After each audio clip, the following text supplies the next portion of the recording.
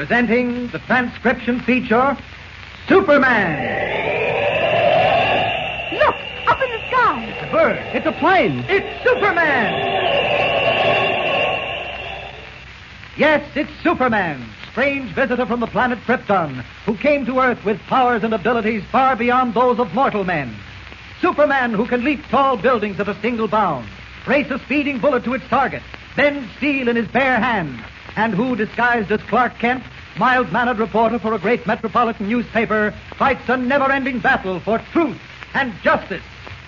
But before we join Superman, listen. And now to our story. As you remember, Clark Kent, recently appointed a special Secret Service operative, rounded up the espionage ring led by Max Heller and recovered the only existing set of blueprints describing the construction of the radio-controlled mechanical man. With the precious blueprints in the hands of the War Department, and Heller and his partner in espionage, the Yellow Mask, headed for long prison sentences, Kent felt his work was over. He was doubly sure of this when he learned that Heller had died of a heart attack en route to the city jail. Then, like a bolt out of the blue, a telephone call reached Kent, a call that warned him of trouble. And the voice at the other end of the wire was the voice of Max Heller. As our story continues today, Kent is in the office of Major Campbell, chief of the espionage division of the Secret Service, telling him about the call. Listen. There's no mistaking his voice, Major. It was Max Heller, all right. But, Kent, it's impossible. Certainly you don't believe in ghosts. Oh, this was no ghost. It was human, and it was Heller. I'll stake my life on it. I don't know what other evidence I can give you that Heller is dead. Here are all the reports, including a receipt for the body from the city morgue. That's it, the morgue. What are you driving at? Call the city morgue and find out whether the body is still there. Now, look, Kent, we don't want to make fools of ourselves. The people at the morgue will think we're crazy. After all, dead men just don't walk off, you know. Well, I'll call. I don't mind being thought crazy if it proves anything. All right. And get me the city morgue, Miss Rogers. City morgue, Miss Rogers, please. Anyone you want specially? Well, the superintendent, if he's there. Yes, sir. Thank you, Mr. Campbell. Well, I'm doing this against my better judgment, Kent. I can just imagine what he'll say when I ask him whether Heller's body is there. Brother, once we get him down here, they don't move around much. Now, that must be your call. Hello. This is Gardner at the city morgue. Oh, yes, Major Campbell speaking. What can I do for you, Major? Well, this is just a routine inquiry. It's in reference to a man named Max Heller. Heller? He's gone. What? I have the final disposition papers in front of me. The body was released to a relative this morning. Ask him who the relative was. Who was the relative, Gardner? Hold on a moment. Hey, Kent, what does this mean? Get all the information you can. Yeah. Hello? Yes? The body was claimed by a cousin, a Miss Gerta Stein. Is there anything wrong, Major? We had no instructions to hold the remains. No, it's quite all right. Thank you very much. Don't mention it. Goodbye. Bye. Gerta Stein. That name sounds familiar, Kent. We may have seen it in the departmental report on Heller. I'll have Miss Rogers bring it in. No, that won't be necessary. The name Gerta Stein isn't in the departmental report. And why does it seem so familiar? I'll tell you why. It was the name used by Lois Lane when she tried to palm herself off on Heller as a foreign agent. Kent, you're right. Hey, but wait a minute. What would she want with Heller's corpse? Oh, there's something wrong here. Something that requires explanation. I swear to you, Kent, if that young woman is sticking her nose in where it doesn't belong... I can guarantee you, Major, that Lois had nothing to do with this. You don't mean to sit there and tell me that it's a pure coincidence, an amazing similarity of names? No, I think it's just another example of Max Heller's reckless bravado, of his unmatched gall. What are you talking about? What's Heller got to do with this? He's dead. Don't you believe it. He's no more dead than you are. Kent, are you out of your mind? Well, it's just his way of telling us that he's not afraid. Flaunting his cleverness in our faces. That's why he called me on the telephone. Oh, I refuse to subscribe to any such fantastic idea, Kent. Heller is dead. 2 perfectly reliable federal marshals were with him when he breathed his last, and a reputable physician examined him and pronounced him dead. Now, that's good enough for me. Do you mind if I carry on, Major Campbell? You can do as you please, but you're wasting valuable time. I promise you not a moment will be wasted. And I'll report as soon as I have any information. Kent, you're a young, obstinate fool. Bye, Major. Convinced that Max Heller is still alive, Clark Kent sets out to investigate the strange chain of circumstances, unaware that furtive eyes are watching his every move, that a new menace, more dangerous even than Heller, threatens the safety of American defense by striking from within. Far across the city, well hidden behind the crumbling face of an ancient brownstone dwelling, the Society of the Leopard is holding a secret meeting in a room heavy with the odor of burning incense. The sinister eyes of a dozen olive-skinned Orientals are centered on a strange, dark-haired woman seated at the head of the conference table. As she speaks, her tapered hands emerge from the wide sleeves of a black silk robe, cruel, blood-red fingernails unsheathing like the claws of a great cat. All is still save for the soft, compelling voice of Lita, the leopard woman. Cunning. The leopard is healthy. The leopard seeks out the shadows of darkness. He knows no fear, but all men fear him. So it is written on the scroll of Tsukiyama. So it shall be. The leopard is all-powerful, and we are his claws, Miyasuma. Rising from the table, the 12 almond-eyed Orientals file silently through the curtained doorway, leaving the room empty save for the woman Lita. Reaching out, she strikes the bell of a melodic chime with a small felt hammer. Instantly, the heavy plush curtains at the far end of the room part, and none other than Max Heller steps from behind its thick folds. A very interesting ceremony, if I may say so. You handle social men as no one else could. Sit down, my friend, and remember the walls have ears. Not these walls. I could scarcely hear your voice from where I stood. One does not tempt the fates. That, above all, you should learn. It is a grave mistake. I know what you're referring to. As a telephone call to Herr Kent. It was vanity on my part. I could not resist informing him that, despite all his cleverness, Max Heller was still to be reckoned with. Even in this business, there's pride. It is done, and no manner of talk will undo it. Now tell me all that happened. It was reported that death came to you suddenly. Yes, to all outward appearances. I do not understand. You see these tiny green capsules. One of them brings instantaneous death. You speak in terms that are vague. Death did not come to you. As far as the physician who examined me was concerned, it did. The drug in these capsules brings on a state of catalepsis. The body grows cold, and the heartbeat is so faint that no instrument can detect it. The limbs stiffen, and no breath passes the lips. It is almost beyond belief. So Herr Kent must be saying. Of course, it would have done me no good if I had not been able to communicate with you and instruct you to claim my remains. Well, that is another thing. How did you know of my existence? Your name appeared in my secret orders in case of trouble. Fortunately, one of my men escaped and brought the message instructing you to claim my body as Goethe Stein. That name? It has some meaning. Yes, a rather strange meaning.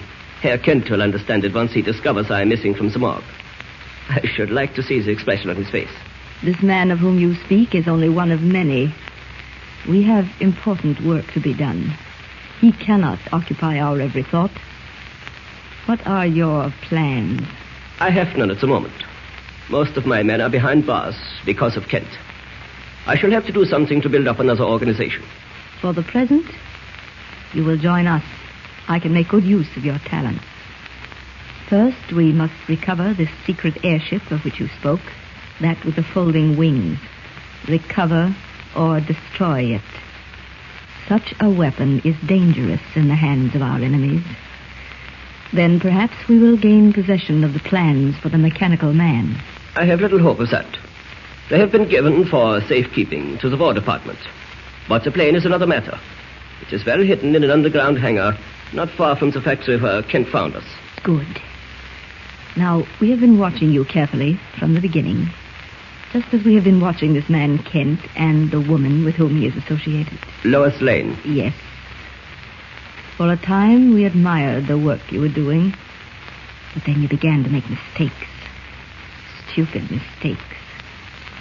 The Lane woman should have been destroyed. You were too soft. You are quite right. Your mistake will now be rectified. How? These Americans, for all their bungling, are most watchful. It will be done in the manner of the leopard, with cunning. The Lane woman will be first, and her passing will cast suspicion on the man Kent. At this very moment, perhaps the symbol of death is in her hands. What is the symbol of death? There are many symbols. In the case of the woman, we have made use of a symbol that will work fast, one that cannot fail. It is nothing more than a box of chocolates sent to her in the name of Kent. You mean chocolates, candy? Yes. Each one is a masterpiece, irresistible to the eye and exquisitely pleasing to the taste. But more than that, each one opens wide the gates to the Valley of the Shadows. For blended into the delicate softness of every piece is a lethal poison for which there is no antidote. In such a manner will the leopard strike. Swiftly. Hey, Miss Lane. Yeah. Package for you. For me? Uh-huh. It's like a present. Oh, what's the gag, Jimmy? Oh, it's no gag, honest. The messenger just delivered it. Why don't you open it? You're too anxious, young man. What's in it? Live snakes or dead fish? Oh, gosh, how should I know? I'm wise to your shenanigans, Jimmy Olsen. Didn't you send someone a couple of bullfrogs for his birthday? Oh, yeah, that was Skinny Malone. Oh, I wouldn't do a thing like that to you, Miss Lane. No, honest, this is on the level. Look how the package is tied up all fancy-like. I bet it's something swell. All right, James. But if this is one of your practical jokes, I'm off you for life. Hand me that pair of scissors. Here. What do you think it is? I don't know. I haven't the faintest idea. What? It's a box of candy. Oh, so it is. Who on earth is sending me candy? Well, there's a card attached to the ribbon. Now, don't get so excited, Jimmy. You act as though you've never seen a box of candy before. Let's see who's responsible for this totally unexpected surprise. Jimmy, catch me. I'm fainting. What's the matter? This is too much. I'll never recover from the shock. What shock? You'll never guess who sent this box of candy. Never in a million years. Well, can't you tell me, or is it a secret? Secret? Heavens, no. I'm going to shout it from the rooftops. I'm going to publish it on the front page of the Daily Planet. Come on, Mr. White should hear about this. He'll pass out. Well, you still haven't told me who sent it. You'll find out. Chief, get ready for the surprise of your life. Close that door if you don't mind. Look at this. Well, what is it? A box of candy. You think I'm blind? Guess who sent it to me? Is that all you've got to do? Barge in here with guessing games? I'm not a quiz kid, and I don't give a hoot. Don't say it, Mr. White. Lois, sometimes I marvel at you. You can waste more precious minutes dabbling around with silly things than any 5 people that I know. You finished? Yes, and so will you be unless you take that box of candy and make yourself scarce. I'm busy. Not too busy to hear the news. That box of candy was a gift from none other than Clark Kent. Mr. Kent. Honest? No one else but. And listen to this card. It'll kill you. Sweet to the sweet, Clark. Boy. Well, I'm sorry for Kent if that's all he's got to do with his money. I'm amazed. Can you imagine that blushing violet sending a girl a box of candy? Why, it's unheard of. I think we should celebrate the occasion by all having a piece. How about it, Mr. White? I never eat candy. Doesn't agree with me. Oh, come on. Just this one. No. Nothing doing. Well, you won't refuse, will you, Jimmy? Oh, I should say not. Go on, help yourself. Ah, thanks. Now, maybe you'd like me to serve tea and crumpets right here on my desk, huh? Or maybe you'd prefer a lawn party in the press room. Now, you don't have to be sarcastic, Chief. This is swell candy, Miss Lane. Glad you like it, Jimmy. I think I'll try a piece. Yes?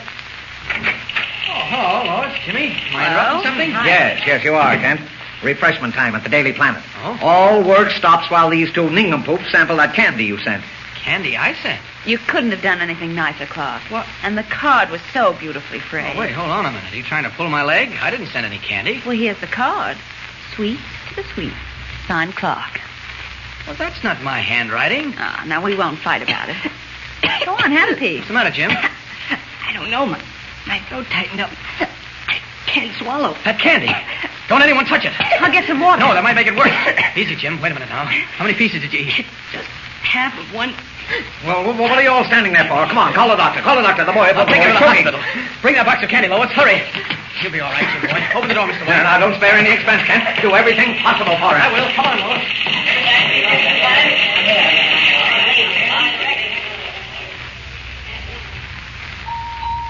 Dr. Kingsley wanted in surgery. Dr. Kingsley wanted in surgery. Dr. Kingsley wanted in surgery. You're going to have a nervous breakdown, Lois, if you don't relax. How can I relax with that poor kid dying in there? You're making it worse than it is. No, don't try to hide anything from me, Clark. I heard what the doctor said to you. 1 chance in a million. Oh, why was I such a blind, stupid fool? Why? Lois, you can't blame yourself. There was no way of telling that candy was poisoned. Oh, Clark, if Jimmy doesn't live... Now, wait a minute. He wouldn't want you to break up this way, Lois, not Jimmy. Now, for his sake and for your own, try getting a grip on yourself. I'll try. That's the girl. Here, sit down for a while. There. Thought Mr. White was coming. What happened to him? He should be here any minute now. In fact, I think he's coming up the corridor now. Yes, that's him. Well, I got here as soon as I could. What's doing, Kent? I'm not sure yet, Mr. White. What did the doctor say? Oh, Lois, please. Well, Kent, what did he say? Not very much. It's pretty serious. Analysis of the candy shows each piece was poisoned. Well, good grief. There are antidotes for poisons, aren't there? Not for this one. It's an Oriental drug. Now, look, Kent. I'm not going to stand for any nonsense. Get the head of the hospital. I'll have a talk with him.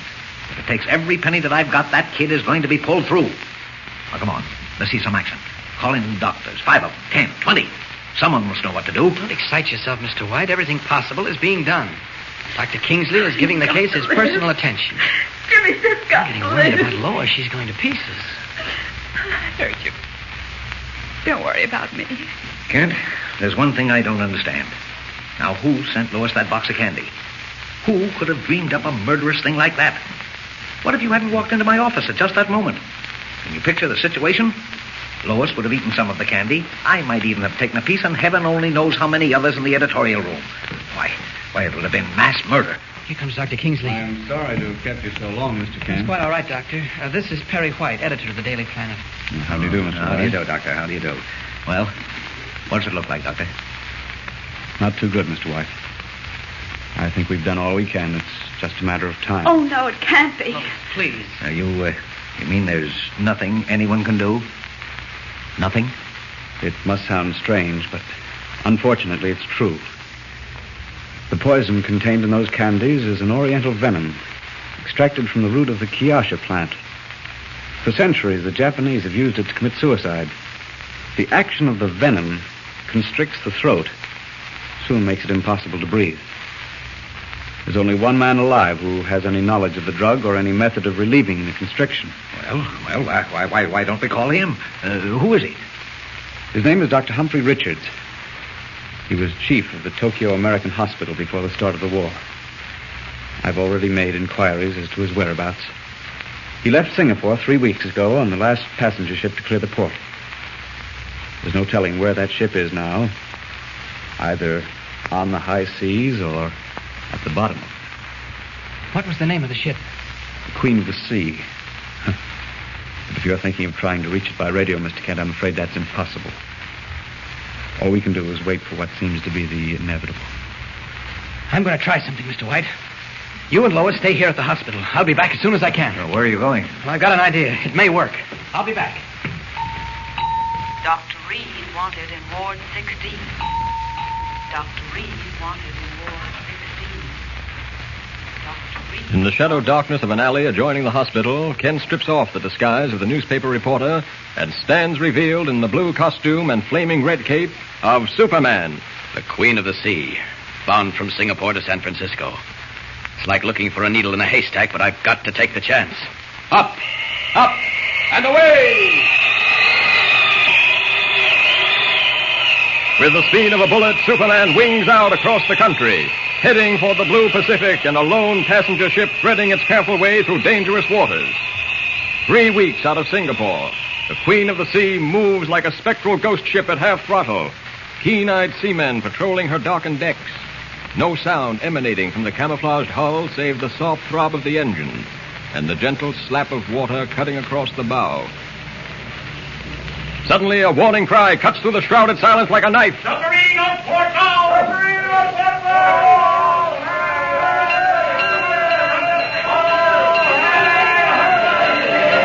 Standing by the boat, sir. I seem to have lost the scope, Molly. Do you see it? Yes, sir. It's amidships now. 500 yards off. Her conning tower's breaking water. Yes, I see it.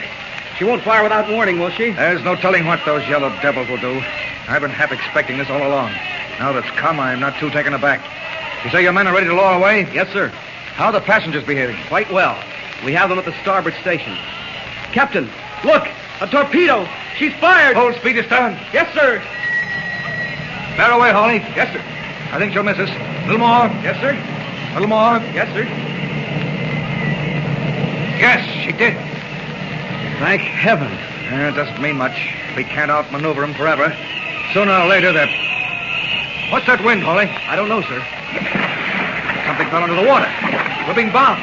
Get all passengers below decks. Batten all hatches. Move fast, man.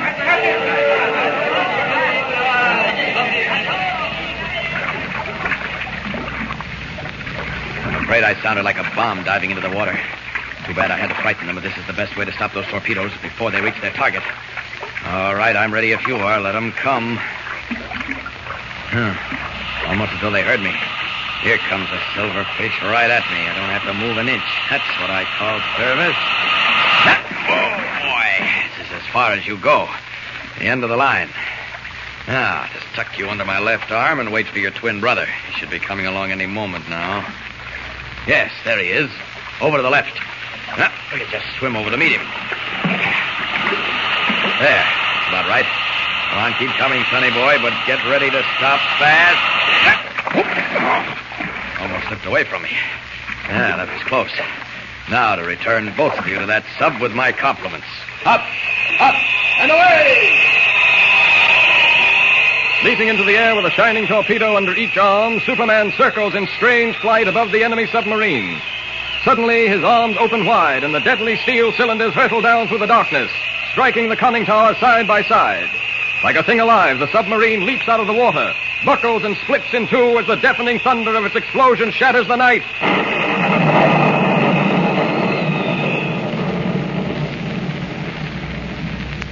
And seconds later, aboard the Queen of the Sea, Superman, half hidden in the shadows of the deckhouse, reaches out and grasps the arm of an elderly gentleman. Dr. Richards? Yes? There isn't much time, Doctor. I've got to talk fast. A young boy is dying in the city hospital at Metropolis. You are the only one who can save him. Every second counts. Are you out of your mind? Metropolis is 5,000 miles from here. Distance means nothing. Just promise me one thing, that you'll never reveal how you got there. I promise, That's but... all I need. I'm going to carry you in my arms. What? I know it may seem strange at first, but don't worry. Here we go. Up, up, and away!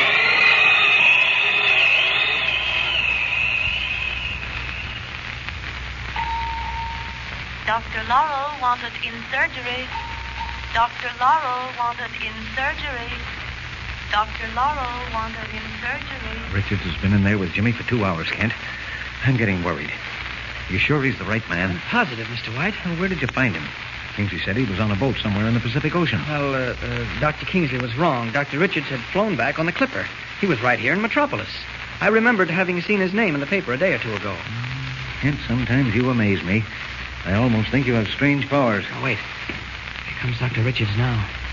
He looks tired. I'm praying, Kent. You've got a pretty sick little boy there, gentlemen. You mean? Yes. He'll live. Oh, gee. I don't know how to thank you, Doctor. He'll be on his back for at least a month, and he must be watched carefully. Anything you say, Doctor. Day nurses, night nurses, anything. The sky's the limit. Dr. Kingsley is in there now, finishing up. I'll give him all instructions. Just you send your bill to me, Perry White, at the Daily Planet, and make it high. I'll be happy to pay it. And now, if you'll excuse me, I'll wash up. Certainly, and thanks again, Dr. Richards. You're quite welcome. And if there's ever anything that you want, just name it and it's yours. I'll remember that. Good night. Good night. Good night. Good night, Doctor. Kent, I'm shaking like a leaf. Every nerve in my body is quivering. Oh, you've had a long, anxious siege of it. Here, look at my fingers. Like a man of 80. Phew, what a night. Well, it's all over. But now there's something I want to tell you. We can't afford to let that poison candy incident stop where it did. We've got to follow through. Whoever sent that box probably figured it would get Lois, you, and myself. Not to mention a dozen others on the staff. Now, that means we'll have to play the game their way. Well, what are you driving at? We've got to let them believe the poison candy worked. I'll tell you how we'll do that on the way back to the office. Come on. Dr. Sloan, report to emergency ward. Dr. Sloan, report to emergency ward. Dr. Sloan, report to emergency ward. The following morning, in the secret meeting room of the Society of the Leopard, Max Heller and the mysterious leader of the Oriental spy ring, known to her cohorts as Lita, the Leopard woman, scan the papers. Well, there's no doubt about it now. Neither Herr Kent nor Fraulein Lane will bother us again. Your candidate detector has nothing else good. It is written here that 7 died. Who were the others? That's Kent's paper, the Daily Planet. Your delectable confections evidently appeal to 5 other reporters. You see how simple it is, my friend. No blood, no excitement. Swiftly and surely, with the quiet cunning of the leopard. And if there are more who obstruct our path, they too will go. But enough of this. There is work to be done. This airship of yours, that with the folding wings, it is well hidden, you say. In an underground hangar not far from the city. Yes, I remember now. It will be difficult to remove and of little use to us.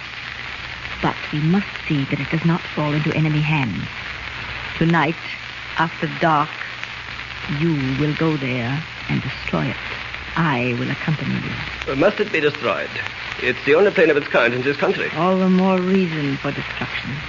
By this time, you should know that one of the rules of war is to destroy that which you cannot possess. I suppose you're right. Incidentally, I marvel, Lita, at how much you know. At how widespread are your activities. And the Leopard stalks far and wide, my friend. From one ocean to the other, there are faithful servants. The 12 you saw meeting in this room were but the leaders. There are many more, like grains of rice pouring out of a bag. When the time comes, they will strike from all sides. When is the time? Very soon. Already the underwater ships of the country I serve are gathering off the shore. When the signal is given, the claws of the Leopard will tear from within while the mighty guns thunder from without. There can be no failure. And what if you are caught? The machinery has been well set up. It requires only someone to press the button to set it in motion. If I am unable to, that privilege will be yours. I will send for the plans and show you exactly what is to be done.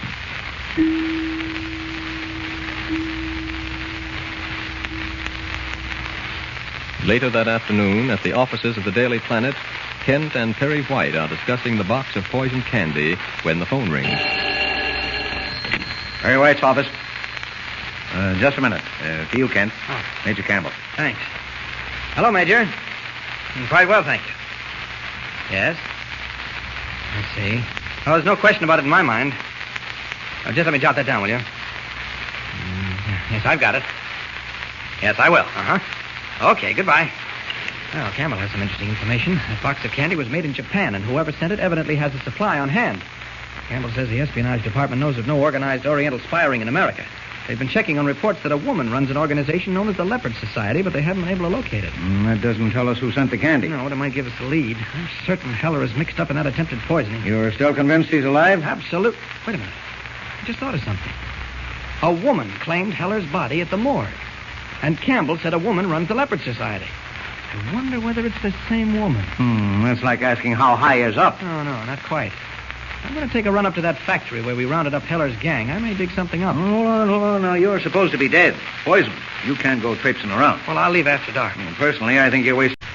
As our story continues today, Kent has decided to visit the abandoned factory where Max Heller and his gang were first rounded up in the hope of finding a clue to the mystery. Perry White, editor of the Daily Planet, has insisted on accompanying him. Darkness has fallen as Kent, at the wheel, leaves the lights of the city behind. What do you expect to find at this deserted factory, Kent? Well, there's no telling. I meant to get back there the day after we rounded up Heller's gang of agents, but that box of poison candy messed things up. Oh, for heaven's sake, don't mention poison candy to me. I tell you, those few hours waiting around the hospital last night took 10 years off my life. And why? Why? Because Jimmy Olsen couldn't resist popping a piece of candy into his mouth. Well, you're not being quite fair, Mr. White.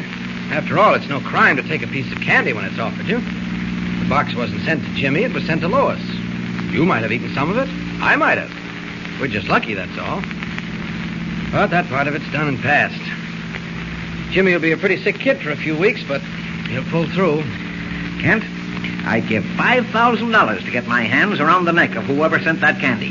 $5,000 in cash. I've never wanted to commit murder before. There'll be a plater in this case. Major Campbell said the candy was made in Japan, didn't he? The candy or the box, or both. It's a typical yellow trick. No white man would stoop that low. My blood boils when I think of it. Don't you worry. Whoever's responsible will pay with interest. I'm supposed to be dead, but when I meet up with the sender of that candy, I'll be a pretty live ghost. You can count on it. What does that signpost say? Wait, I'll slow down. Twin Forks, 6 miles. Now, this is the road, all right. We'll be there in 20 minutes.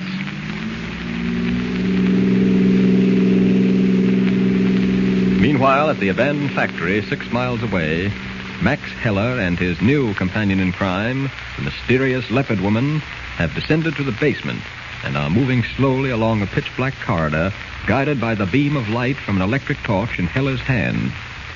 Their destination is the underground hangar where Heller has stored his ingenious folding-wing plane.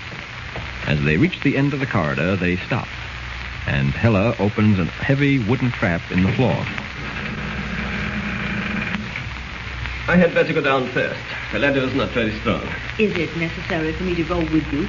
All we wish to do is to destroy the plane so that it will be of no use to anyone. I want you to see it first. Perhaps you might change your mind about destroying it. There's nothing like it in this country. I have told you many times, my friend, nothing is of value unless you have use for it. But we waste precious time. I will follow you. Very well. Be careful coming down this ladder. Have you enough light? Yes. Easy, one step at a time. There, that's fine. Where is the plane? One moment. I'll turn on a light. Wait. A light will be seen. No, this hangar is completely sealed. It's built of concrete. There we are. Is that strange object the plane? Yes, ready to take off. You see how the wings fold back against the fuselage, like those of a bird pressed against its body. What is that machinery behind it? That is the catapulting mechanism necessary to shoot the plane into the air. It works on the same principle used in a rocket, except that the energy required to send the plane up is compressed air rather than gunpowder. If I were to open this valve, that energy would build up, and in less than 30 seconds, there would be sufficient pressure to send the plane hurtling into the heavens. But you say this place is sealed. Those iron doors at the far end swing back. We would have entered the hangars that way, except that they are bolted from the inside. It's all quite amazing. These planes, they are being used in the war? Experimentally. Soon the sky will be black with them. They can be launched from the deck of a ship, from a railroad car, from almost any place. Now, do you wish to see it destroyed? There is no other way. The loss is as nothing compared to having it come into the hands of our enemies. Can it be burned so that no trace of it will exist? Nothing that can be copied? Yes, I suppose so. Then let us proceed with it at once. I do not like being caught in underground passages. It makes me uneasy. There is no danger of being caught down here. Only 3 people in the world know of the existence of... Wait! I hear voices.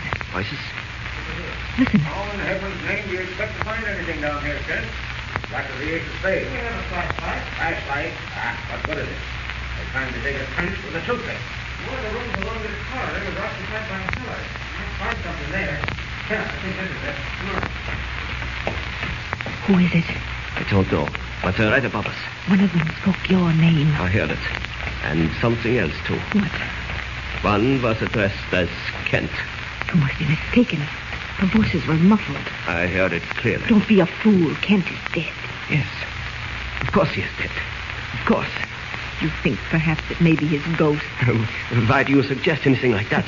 Shall I tell you why? Because you are quaking with fear. Because your teeth are chattering as though in a dry, empty skull. No, that's not true. Quiet, you fool. Listen to me. Open the iron door. That's right. We'll use the plane to escape. Quickly. Do as I say. Yes. They're open. They're open all the way. Now, I'll start building air pressure. Wait. This plane operates like all others? Yes. When the wings open, the motors start automatically. A child could fly it. Shall I open the valve? Open it. It takes 30 seconds to build up. So you said. Now, open the door of the plane. Hurry. There's not much time. There is time enough for me. That is the pilot seat. Take the one behind. I will be piloting the plane. I am in the proper place. What do you mean? I am leaving you behind, Heller. You are a coward, and I have no use for cowardice. No. You are joking with me. It is no joke. Stand back and close the door. This little pearl-handled revolver I am pointing at you is no toy. No. Let me in. Stand back, I said. No. No. No.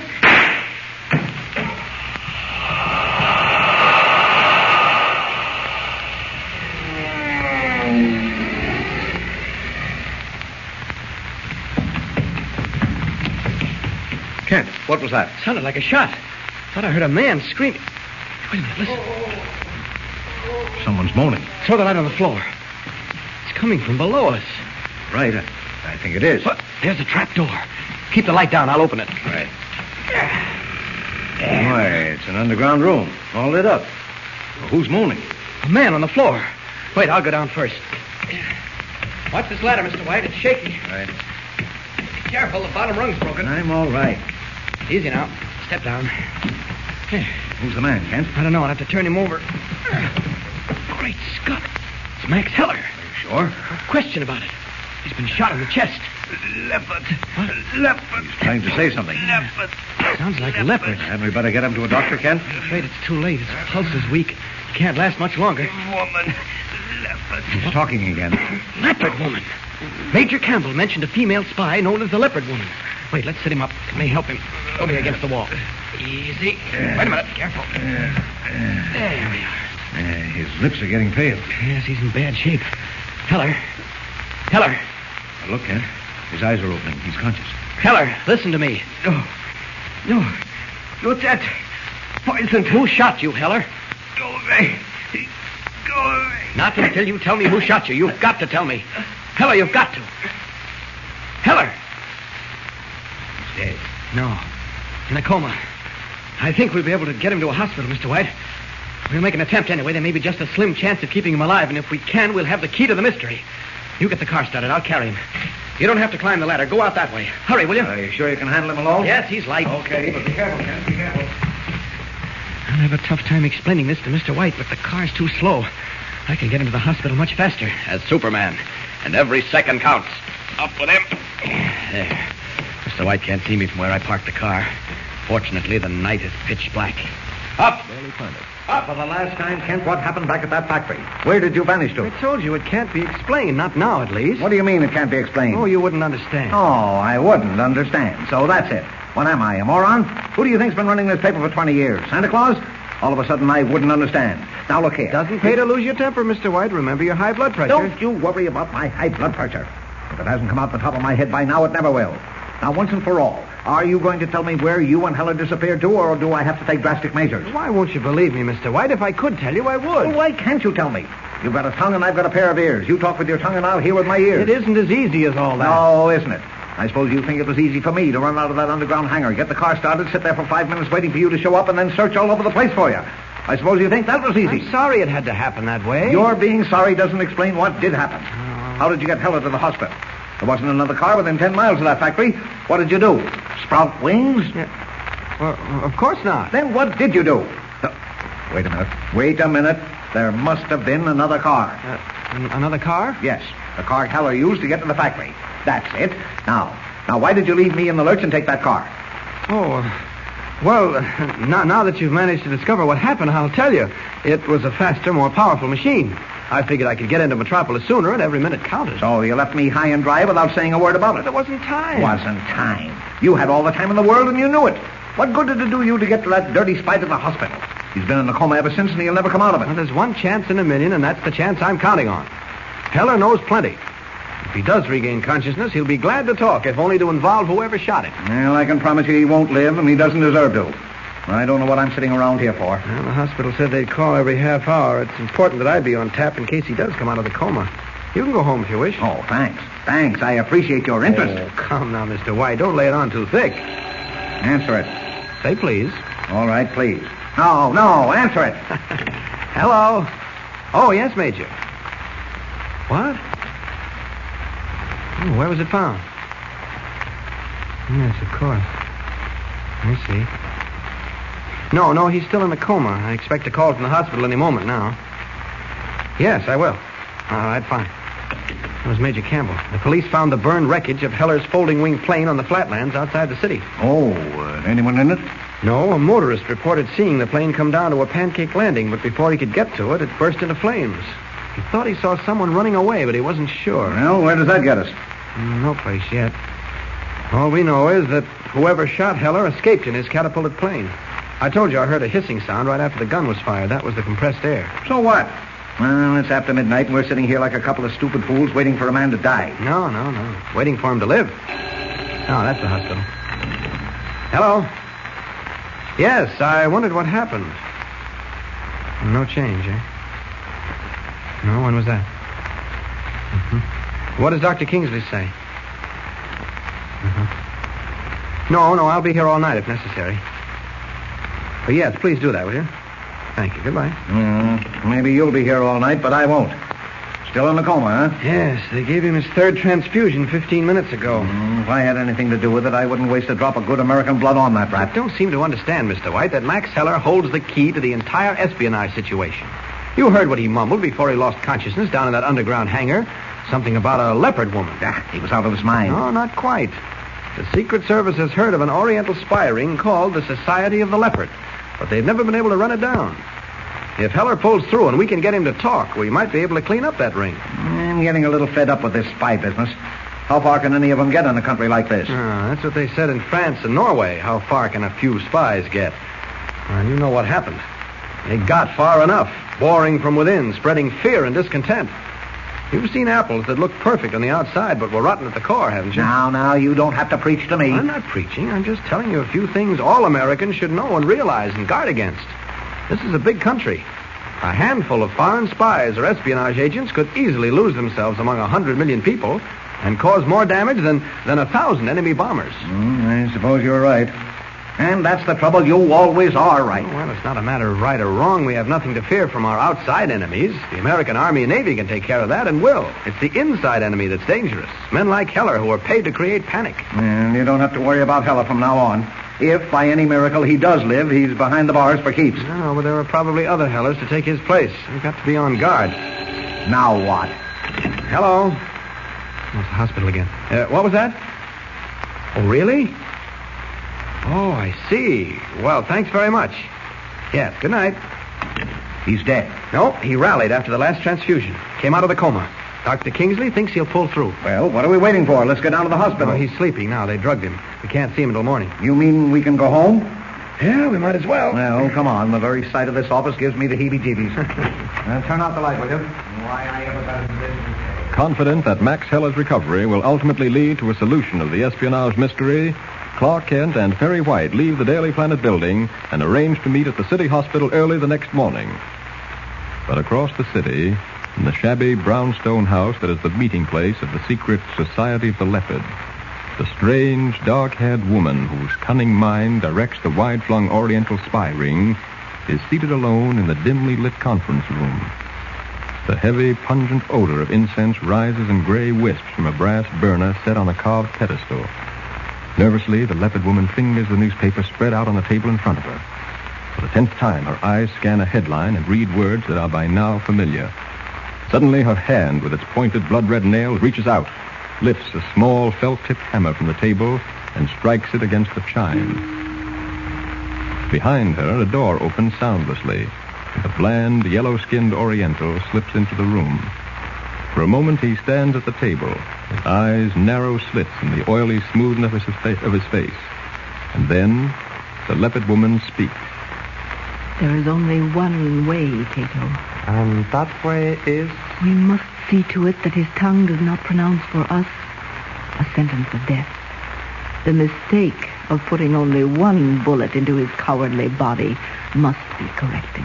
Is it not said that he is close to death? Yes, here in the paper. These American fools are like newborn children in their innocence. All things must be printed.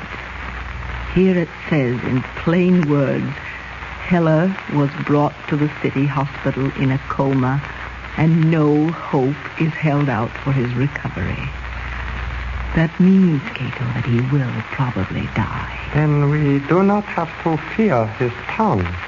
So long as he draws breath, Cato, I will not rest easy. I have made up my mind. We must hasten his dying. May I ask how you propose to accomplish this? I have given it much thought.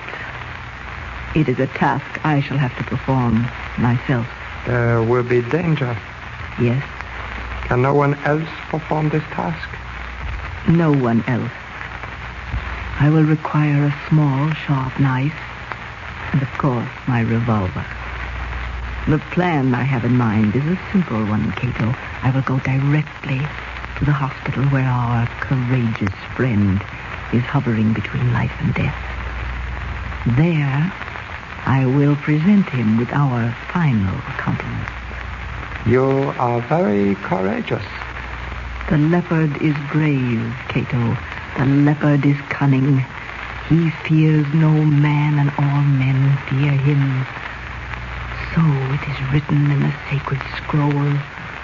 So it shall be.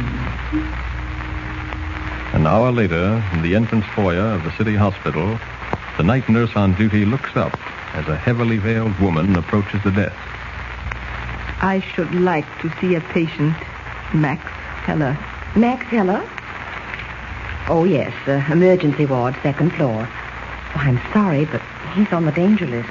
Patients on the danger list are not permitted visitors. You may call on the phone to inquire as to his condition. That will not be necessary. I will see him now. Oh, but you can't, madam. I think I have here in my purse some authority. Yes. Oh! Quiet, you fool, or you will be a patient in your own hospital. Do not let the size of this revolver deceive you. It is very powerful. What do you want? Take me to the emergency ward on the second floor. I will walk close behind you. And remember, if you make one false move, one mistake, you will join Max Heller on...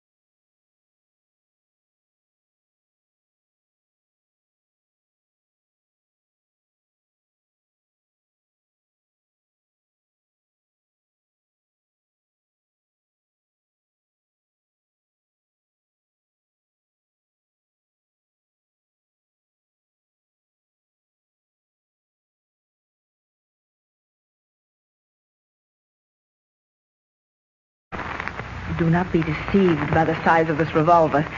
It is no toy. Take me to the room where Max Heller is. I don't know the room. Don't lie. You told me a moment ago the emergency ward. Go ahead.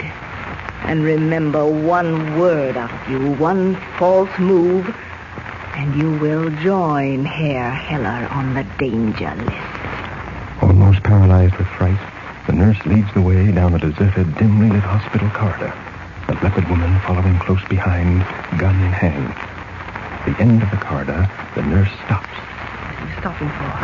I tell you, I don't know the room.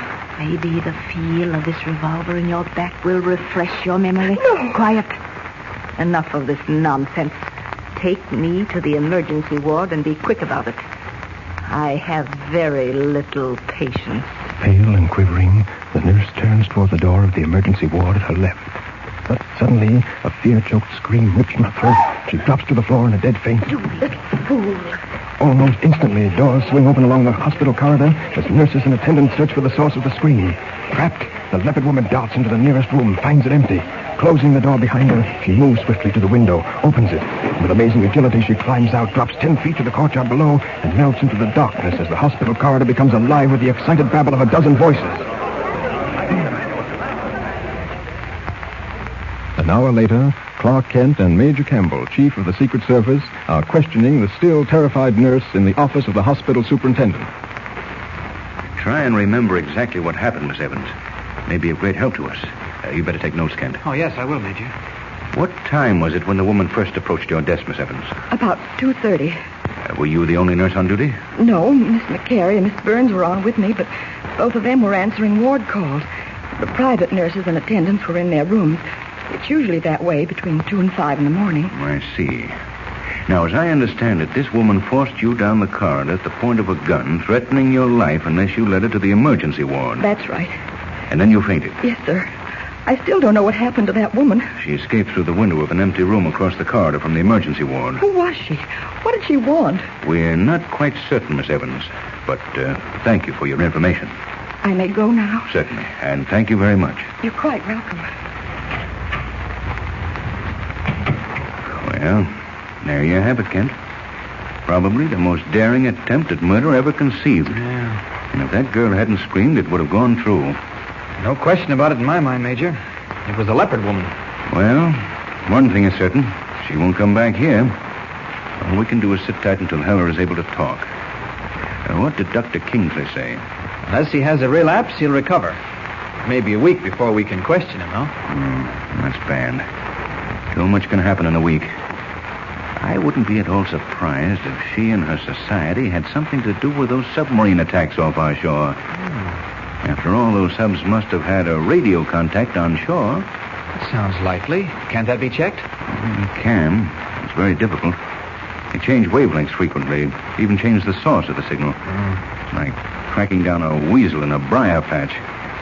But I'll put our shortwave listening posts on guard. Well, no sense hanging around here any longer. Let's get some sleep.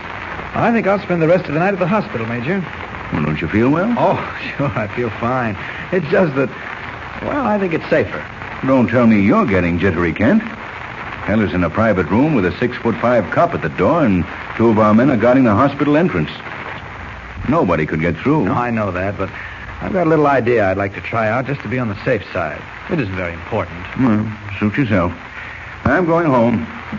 I'll leave instructions that you're in charge. Okay. I'll probably let you sleep in an empty room. I'm sure nothing's going to happen, but you know where to reach me if you want me. Yes, I have your number. Okay. Good night, Kent. Good night, Major. Leaving Kent at the hospital, the Secret Service chief returns to his home for a few hours of well-earned rest. Meanwhile, in the brownstone house at the other end of the city, headquarters of the Society of the Leopard, the door of a room opens silently, and a Japanese accomplice enters with early editions of the morning papers. Seated at a table, clothed in her black silk ceremonial robe, the Leopard woman scans the front pages hurriedly. Yes, here it is, Cato. Just as I suspected.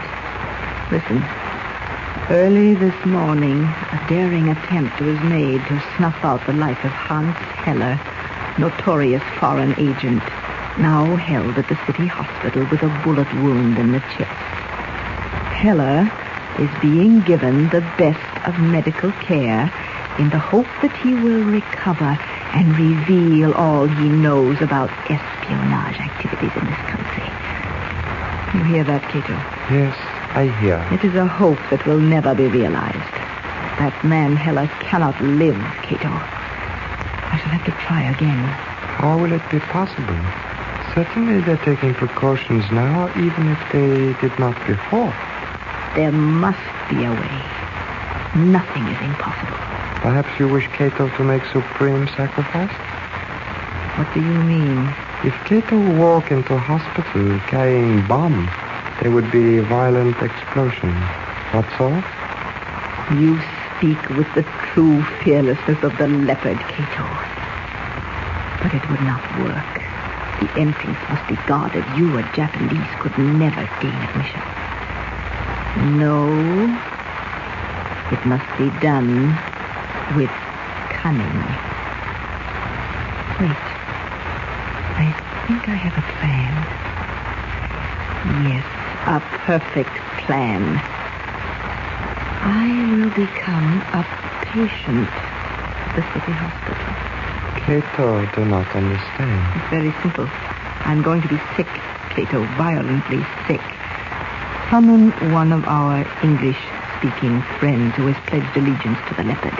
He will arrange for a private room and a private nurse. at the city hospital. I will be called Miss Brown. Miss Helen Brown. It is a common American name. They will not suspect the doctor? Not until it's too late. You forget I am an actress by profession. I can simulate pain very easily. Now quickly, call the council together. I must give them final instructions in the event something unforeseen happens. Strike the gong. Hours later, just as dawn is breaking, a call buzzer summons a nurse into a private room at the city hospital. Yes, Miss Brown?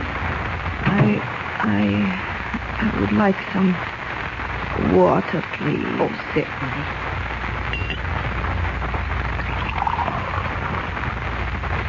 Here you are. Now drink it slowly. Thank you. How do you feel? I'm a little better. Oh, I'm glad to hear that. Now, why don't you try to sleep? I'm not sleepy. There was something I wanted to ask you. My brother, the gentleman who brought me here, said there had been some trouble at the hospital during the night. What was it? Oh, nothing very much. We have a foreign spy here. He was wounded when he was captured. Oh, I hope he's not been away near me. Oh, no. He's in a private room at the end of the corridor. And there's a policeman at the door. Don't worry. Oh. May I have my handbag, please? It's on the dresser. Here you are. Miss Brown, what are you doing? Getting out of bed. You're getting in. Oh! Keep that pretty mouth of yours shut if you know what's good for you. Take off that uniform. Take it off, I said. I don't carry this revolver around to powder my nose with. It works. Now get that uniform off and get it off fast. Or this is the last nursing job you will ever do. Forcing the nurse to remove her uniform, the leopard woman dons it, tears the bedsheet into strips, and binds and gags the helpless girl on the bed. Then, darkening the room, she steps out into the corridor. At the end of the corridor, a burly policeman is seated at a door. The leopard woman, with a crisp white uniform and cap of perfect disguise, approaches him. Good morning. Morning, miss. Oh, don't get up. I'm just going to have a look at our valuable patient. He hasn't given you any trouble, has he? Not him. He's out cold. Yes. It's very simple, Cato. I'm going to be sick, violently sick. We will arrange for a private room at the city hospital and a private nurse. Summon one of our English-speaking friends who has pledged allegiance to the Leopard.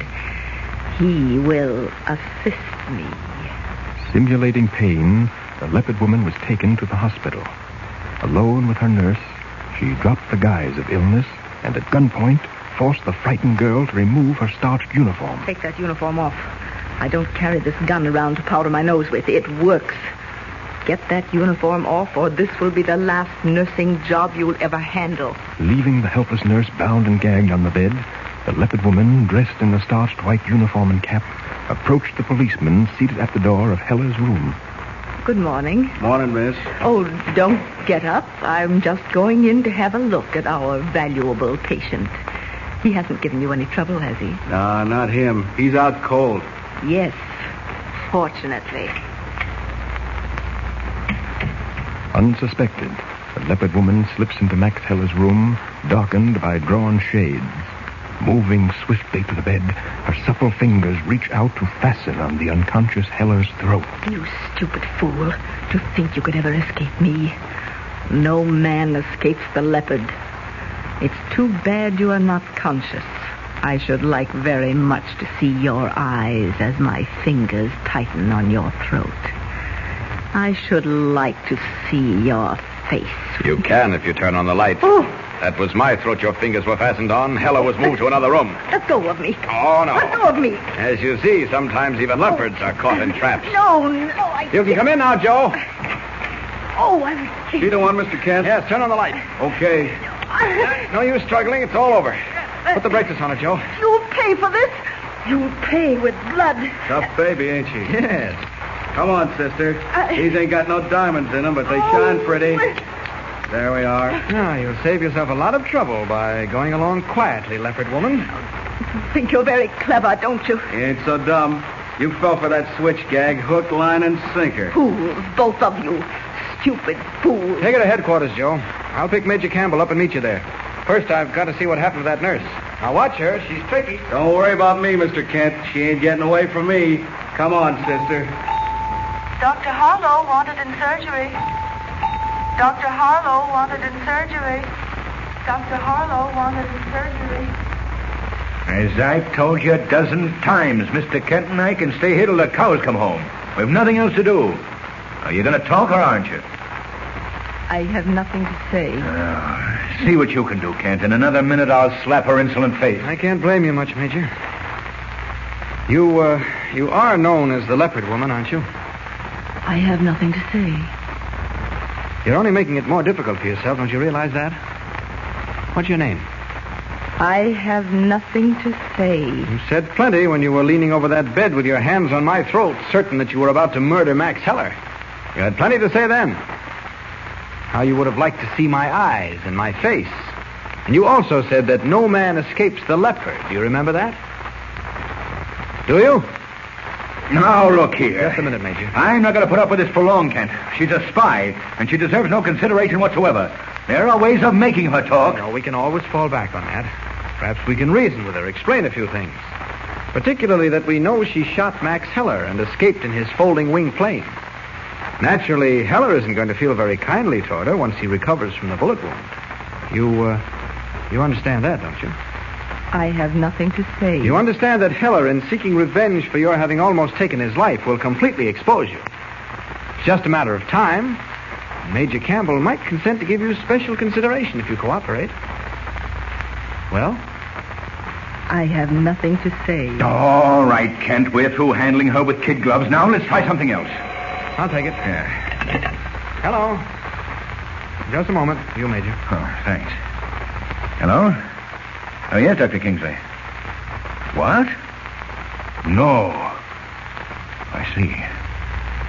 All right. Yes, I will. Bye. Something wrong, Major? Heller died 10 minutes ago. What?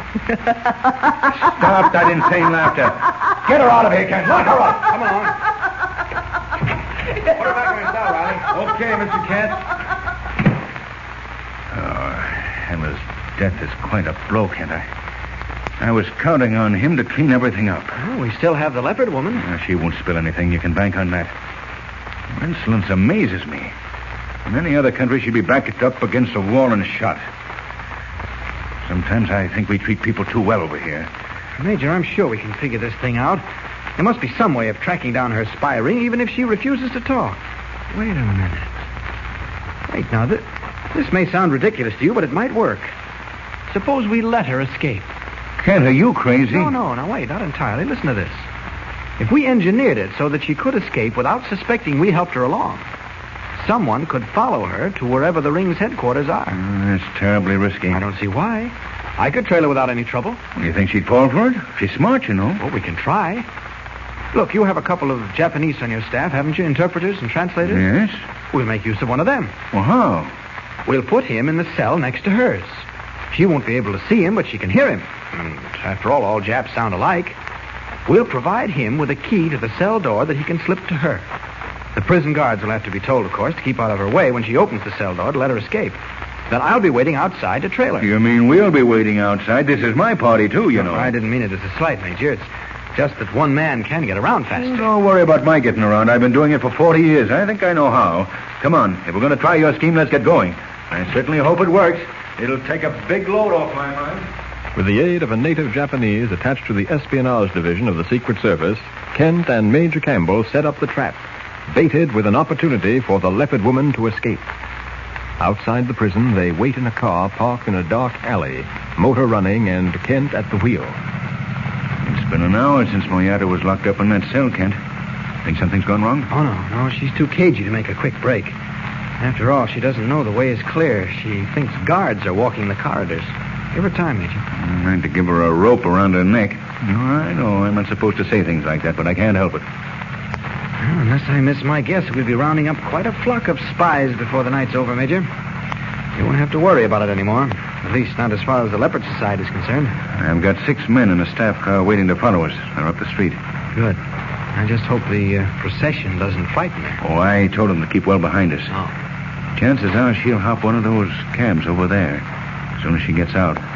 They're all driven by servicemen. Say, wait a minute. What about money? How can she take a cab without money? No, I thought of that. I gave your Jap a $5 bill to wrap the key in. Nice going, Kent. Keep low, Major. Don't move. Here she comes. Oh, I see her. Crossing the street. Hugging the buildings. Hey, wait, I've lost her. No, she's heading for one of the cabs. Didn't take her long to spot them. I see her now. She's getting in. Let's go, Kent. Not yet. Give the cab a chance to pull away. And there it goes. Okay. What about lights, Kent? We'll run without them. Where's the cab? Just turned the corner. I told those fools not to lose us. Run slowly. Don't you worry. There it is, up ahead. Is the other car behind us? Sir, I can't tell. Evidently it took your cue, running without lights. Oh, that's fine. Now, just you sit tight, Major. This is going to work out swell. I hope so, Kent.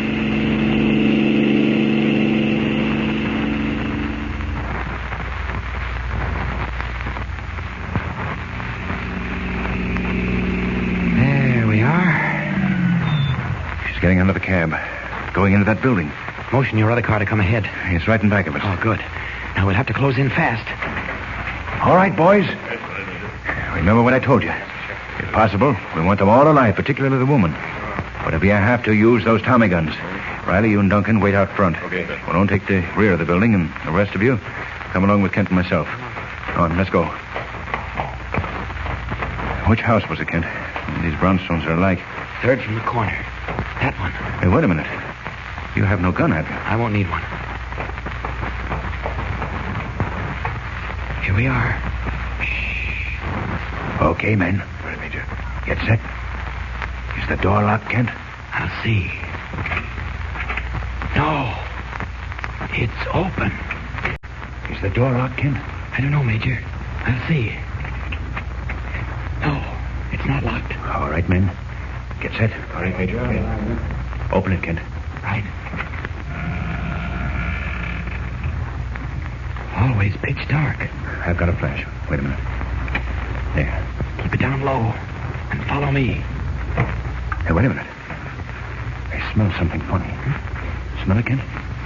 Yes, incense. Think we'd better separate, Major. Send 2 of your men upstairs and we'll comb this lower floor. Good idea. O'Hara, stay with us. Kane, you and Johnson see what you can find upstairs. Okay. There's a room to the right. We'll try that first. Better let O'Hara get up front with his Tommy gun. He can stand alongside of me. I'll shoot the flash into the room. Let me have it, will you? All right. Here, thanks. All set, O'Hara? Yes, sir. All right, I'll swing the door open. The room's empty. So it seems. Try that light switch. See if it works. Huh, it works all right. But the room hasn't a stick of furniture in it. Yeah. Smell that incense? Pretty strong in here. I know, Kent, but the room's empty. Well, it hasn't been empty long. O'Hara, you run upstairs and see what's doing. Chances are you'll find it deserted. Okay. Kent, you mean the whole house is empty? I'm afraid so. Hey, why are you poking in the fireplace? Well, these ashes are still warm. In fact, there's a piece of incense still smoldering. That means they haven't been gone long. But, Kent, what about the woman? Where is she? Mr. Kent. Wait a minute. Yes, O'Hara? The rooms are all empty up here. I figured they would be. You can come down. Kent, you said this was the house she entered. It is. Unfortunately, this hall runs right through. She went in the front way and out the back. Well, then she's gone. She's tricked us. I don't think that's quite it. What do you mean, not quite it? I don't think she knew the house was empty. Otherwise, why did she come here? Well, to throw us off the scent. She knew we were following her. Possibly. I think there's more to it than that. You'd better have your men make a thorough search of the house anyway. We better get to a phone and call police headquarters. If she's wandering around the street, some prowl car might pick her up. It's worth sending out an alarm. I noticed a drugstore up the street. There must be a public phone there. You start the men searching the house. I'll put the call in. I'll meet you at the car.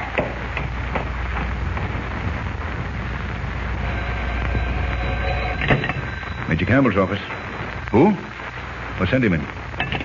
It's O'Hara. Oh. They're all through searching the house. Did they find anything? He's coming right in. Oh, yes, O'Hara. Come in. Anything turn up? Just this silver medal. Medal? Yeah, let's see it. Japanese letters. Hey, wait, that's not all. Isn't that a crouched leopard in the center? You're right, Kent, it is. Probably the medallion of the Leopard Society. Those letters must mean something. We'll find out if they do. O'Hara, get hold of Muyato. Have him translate this. Yes, sir. Well, finding that medallion proves one thing, Major. What? That the brownstone house was the headquarters of the spy ring. Rather good that does us. You've certainly managed to mess things up, Kent. Max Heller dead, the leopard woman at liberty. Nothing to show for our efforts but a silver medal. Let's wait till Washington hears about this. If I'm not transferred to the garbage brigade, I'll be very much surprised. Major Campbell speaking. Oh, yes, O'Hara. No, wait a minute. Let me jot that down. All right, go ahead. The Society of the Leopard. Well, is that all? Right. Muyato translated the Japanese letters on the medal. Yes, I heard. The Society of the Leopard, eh? And we let us slip through our fingers like a couple of bungling rookies. No word from the police, I suppose? No. You can bet your bottom dollar they won't pick her up either. She's too smart for that. Probably headed straight for another hideout after giving us the slip. I don't think so, Major. In fact, I'm not quite sure she even knows where the rest of her gang have gone. Oh, now, isn't that a stupid statement? You mean to say they'd clear out without telling her where they were going? Now, look, see if this makes sense. I've been mulling it around in my head ever since we got back here. The leopard woman knew she was running into danger when she made that second trip back to the hospital. If anything went wrong, she couldn't possibly get away, not with the place guarded the way it was. What's the point? I'm coming to it. Realizing that she might fail, she probably issued instructions that if she wasn't back within a given number of hours, her gang was to clear out of that brownstone house. And leave her hanging? Don't be silly. Now, just a minute. You've got to understand a woman like that. If her plan to do away with Heller failed, as it did, she knew she'd be caught and subjected to questioning, possibly even a third degree. I still don't get your point. Well, it's simply this. Rather than run the risk of having to reveal the whereabouts of her gang if the police put her through a third degree, she made sure she wouldn't know by telling them to pick another hideout of their own choice. Oh, now look, Kent, that doesn't make sense. Here's a woman who's the brains of a spy ring. Well? You mean to tell me she gave her henchmen instructions to clear out without letting her know where they were going? She didn't want to know. In that way, she couldn't ever be forced to reveal their whereabouts, no matter what happened. Well, how is she going to locate them now? Oh, they'll communicate with her somehow. Of course, you understand this is all theory. Nothing like it may have happened. Well, as far as I'm concerned, Kent, the only thing that happened was that we handled this assignment like a couple of amateurs. Boy Scouts could have done better. And where are you going? I'm back to my office. There's no sense hanging around here. I want to think this thing over. I'll walk by the hospital and see how Jimmy Olsen's getting along. I almost forgot about him and all this excitement. Call me if you need me. Well, the chances are we won't need you, Kent. Huh? Thanks very much for your help. You mean I'm through? Well, from now on, I think we'd better stick to the tried and true methods of rounding up spies. I see. All right. Goodbye, Major. Goodbye, Kent. Stung at the sudden dismissal, Clark Kent returns directly to the editorial room of the Daily Planet. As he steps into his office, he finds Lois Lane seated at his desk. Well, look who's here. The long-lost Secret Service man. Come on in. You're a sight for sore eyes. Looks like I've been dispossessed. Not quite. It was too noisy out there, and since nobody knew when you were returning to the fold, I decided to make use of your desk. I'll move this junk out. No, stay right where you are. How's Mr. White? Fine. And Jimmy's getting along swell. I saw him at noon today. Uh-huh. He asked after you. Yeah, I know. I've been so busy I haven't had a chance to think. Well, how does it feel being a big Secret Service operative? Well, it doesn't anymore. I've been fired. No kidding. Uh-huh. Why? No, it's a long, sad story, Lois. I'll save it for some other time. Now, what are you so busily engaged in with all these competitive newspapers here? The Sentinel, the Clarion, the Bugle? Oh, I don't know. Someone evidently sent Mr. White a memorandum stating that we weren't getting as much classified advertising as our competitors. So he sat me down to check it. Oh. I'm an expert on help wanted, situations wanted, and miscellaneous merchandise. For instance, would you like to buy a complete set of electric Christmas tree ornaments, only slightly used? Or a genuine leopard skin? Or Wait a minute. What was that last one? For immediate sale, genuine leopard skin. Call 4836. Mm-hmm. When did that ad appear? It's in tomorrow's Sentinel. Well, this is an advance copy. Oh. What's all the excitement? Did someone steal your pet leopard and skin it? Oh, we're going to check that telephone number Find out the address and then go down and buy that leopard skin as husband and wife. Come on.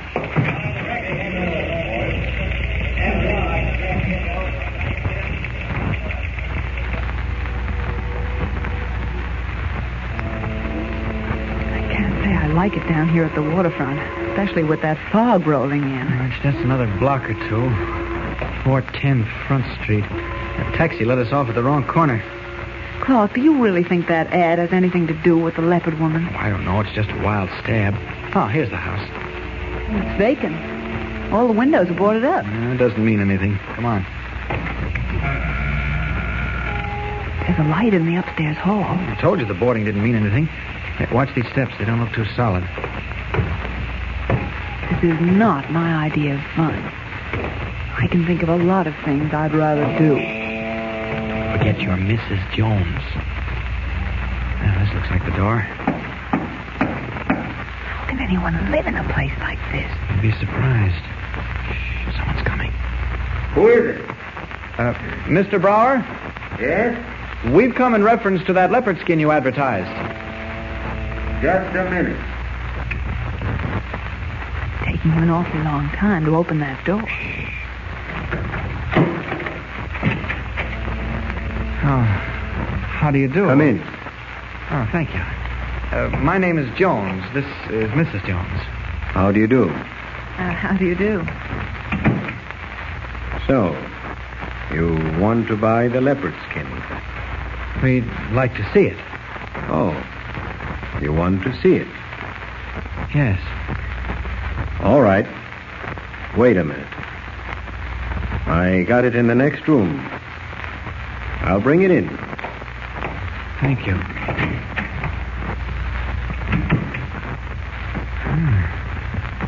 Strange bird, isn't he? Clark. How can anyone live in a place like this? You'd be surprised. Shh, someone's coming. Who is it? Mr. Brower? Yes? We've come in reference to that leopard skin you've advertised. Just a minute. Taking him an awfully long time to open that door. Oh, how do you do? Come in. Oh, thank you. My name is Jones. This is Mrs. Jones. How do you do? How do you do? So, you want to buy the leopard skin? Oh, we'd like to see it. Oh, you want to see it? Yes. All right. I got it in the next room. I'll bring it in. Thank you.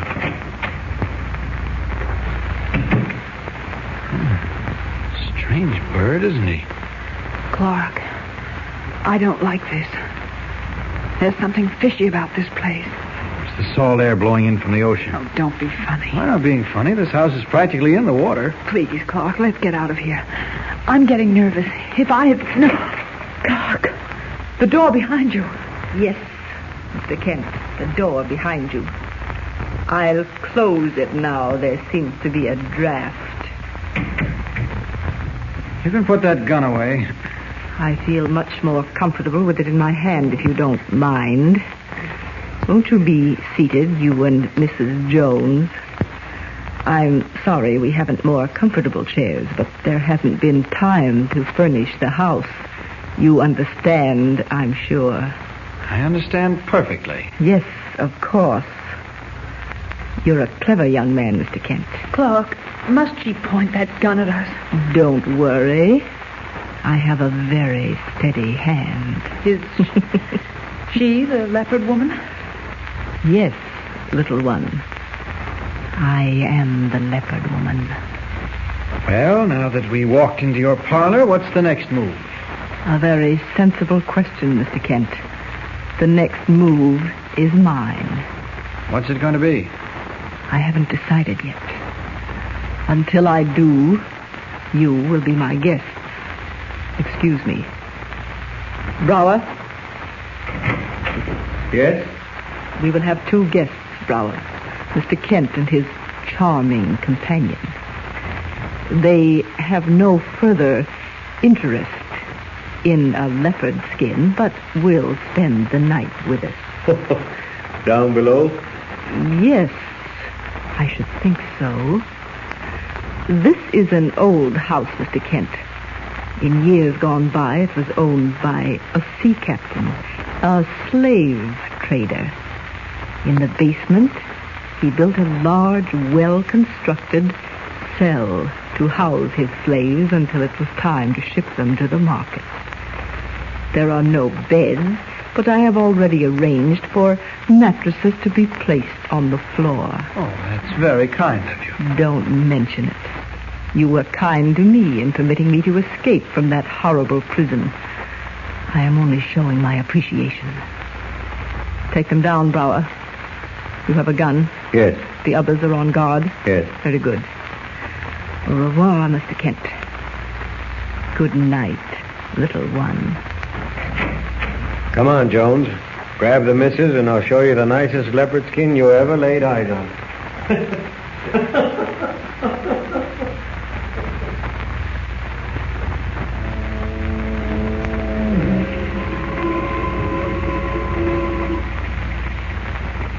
Clark, it's so damp down here. Don't worry, Lois.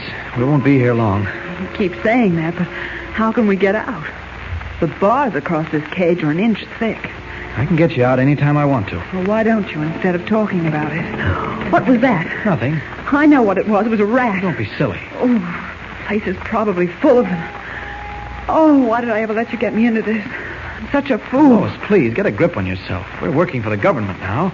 These people are spies, espionage agents. They're a menace to the country's welfare. We've got to stick it out until we learn more about them, how they're operating. And then what? Well, then we'll round them up. Oh, just like that. You will throw out your chest and walk right through those iron bars. Superman. I never said I'd walk through the iron bars. You'll squeeze through them. Well, now you're being silly. Well, maybe it sounds silly to you, but I'm cold and damp and... Oh, dear, what's the... Oh, there goes another rat. Won't be long before they decide to come in and sample us. Clark? Clark? What is it? Why didn't you answer me? I can't see a thing in this pitch blackness. Where are you? Right here at the bars. What are you doing? I'm listening. Shh. For a moment, Clark Kent steps into the role of Superman, and making use of his amazing sense of hearing, listens in on a conversation emanating from the floor above. A conversation that can be heard by his ears alone. Have you had time to assemble the radio apparatus? No. Well, do that as quickly as possible. We must make contact. When did the last report go out? The day before yesterday. Assemble the radio and let me know the moment it is ready. Okay. Clark, what are you listening to? I thought I heard voices. Rats, that's what you heard. Listen to them like a herd of elephants. Why don't you try sleeping, Lois? Go to sleep. Not on your life. At least you can lie down. On what? Here's a mattress. No, thanks.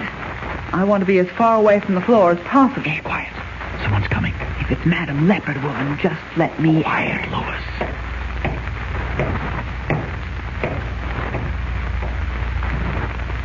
I didn't see anyone. Did you? Yes. A Jap. You must have cat's eyes. How can you see anything in this pitch black darkness? Maybe it's a gift. He opened what looked like a fuse box and pulled a switch. Can you hear anything? No. There's a faint hum. Wait a minute. Now where are you going? Just listening. Shh. What do you expect to hear? Please, Lois.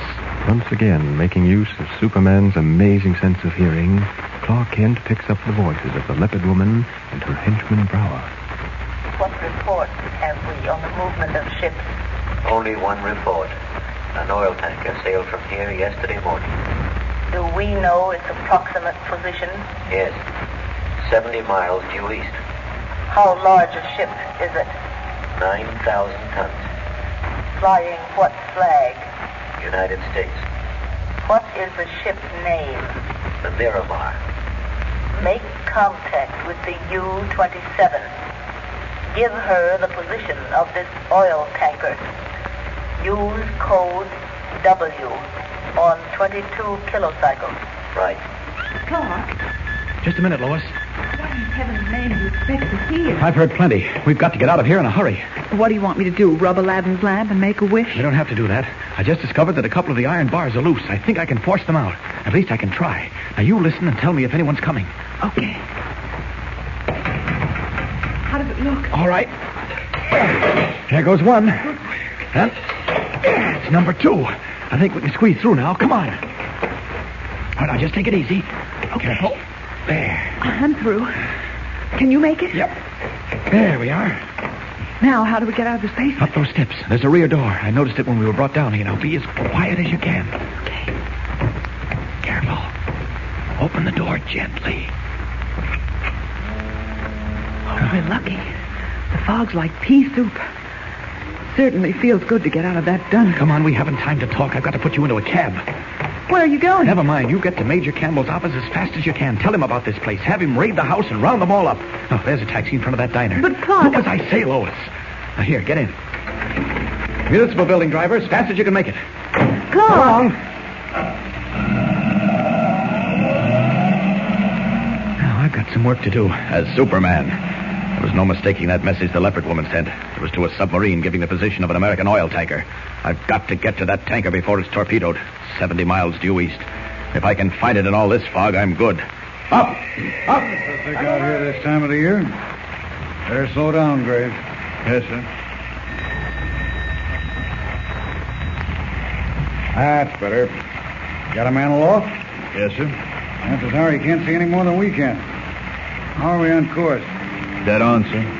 Well, this sloop should lift once we clear Weldon Reef. Bad night for submarines, I'd say. Oh, no. They like thick weather. Gives them a chance to surface without being spotted. I'm not worried about submarines. They're well offshore since the Coast Patrol got after them. The last sinking did the trick. I just don't want to ram a patrol boat or a destroyer. What's that up ahead? I don't see a thing. No, I guess not. On course? Coin off to starboard. Keep her dead on, Graves. There's a 3-mile drift through here. We don't want to pile up on Weldon Reef. Well, I might as well go below. No use standing up here when I... What was that? Sounded like wind. Don't be a fool. Fog doesn't lay low when there's wind. I don't hear it anymore. Might have been a whale surfacing. What's happening on deck? I don't know, sir. I'll see. No, you stay here. Watch the course. I'll go down. What's going on here? Captain Henson? Yes? Just a minute, please. I'm the cause of the trouble, Captain. Your men ganged up on me. He's a stool. Yeah, come on. All right, fall away. Quiet. What's this about? I've come to warn you that your ship is in danger of being torpedoed by an enemy submarine. How do you know? What difference does it make? I know. Makes this difference, mister. You're a liar and a stowaway. Now, wait. Right down, I tell you. Look, I know it's hard to believe, Captain, but I'm neither a liar nor a stowaway. How'd you get on board this ship? Well, I can't tell you. Oh, you can't, eh? Well, maybe I can tell you a few things.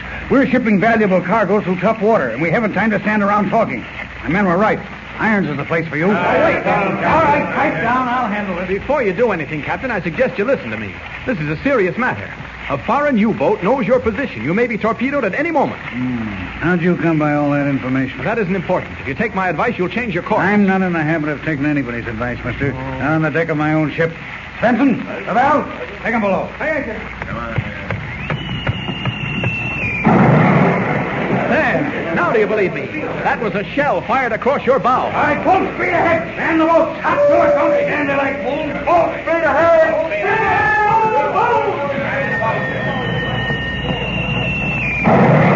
Submarine off port bow. You better stand by at a boat, mister. We're carrying a shipload of oil. If one of those shells or a torpedo hits us, we're finished. I don't think you have much to worry about, Captain.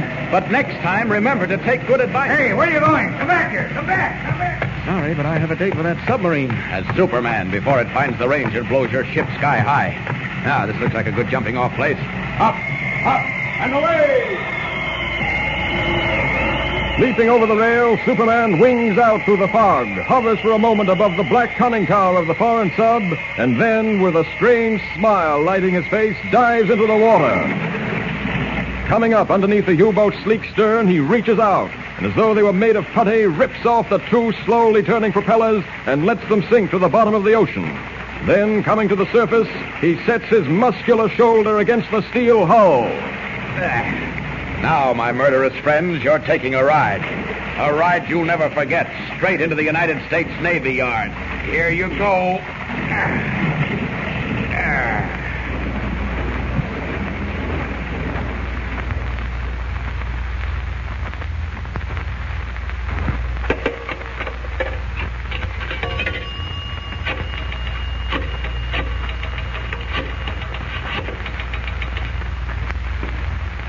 Daily Planet. Clark Kent speaking. Connect me with Carmody, editorial room. One moment, Mr. Kent. Thank you.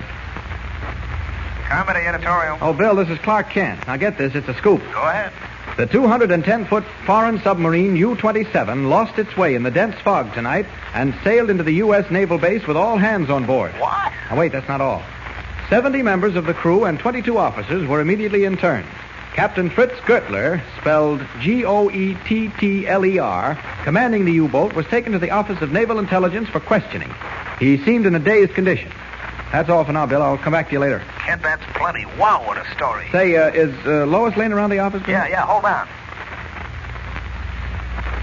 Where in heaven's name have you been? Never mind that now. Did you see Major Campbell? Yes. Did you tell him to raid that house? Yes, I told him. Oh, good. He should have them all behind bars by now. Oh, I'm afraid he hasn't. What do you mean? Practically threw me out of his office. What? And he said to tell you to stick to reporting. He'll handle the spies. Oh, wait a minute. Well, that's what he said. Where are you? In a phone booth. I'm going right down to see Campbell. You better get some shock absorbers. You'll certainly get thrown out, and fast. Don't you worry about that. I'll see you later, Lois. So long.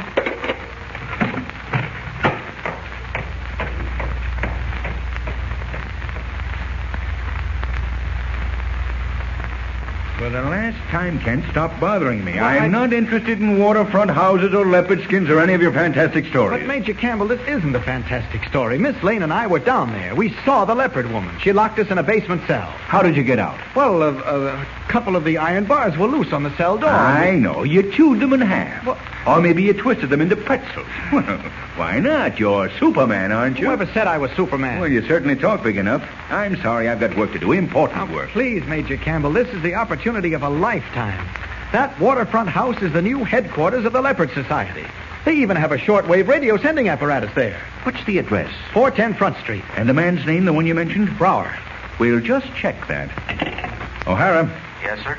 Check the phone company and find out whether a man named Brower lives at 410 Front Street. Call me back. Right. I don't know why I'm even wasting this much time on you.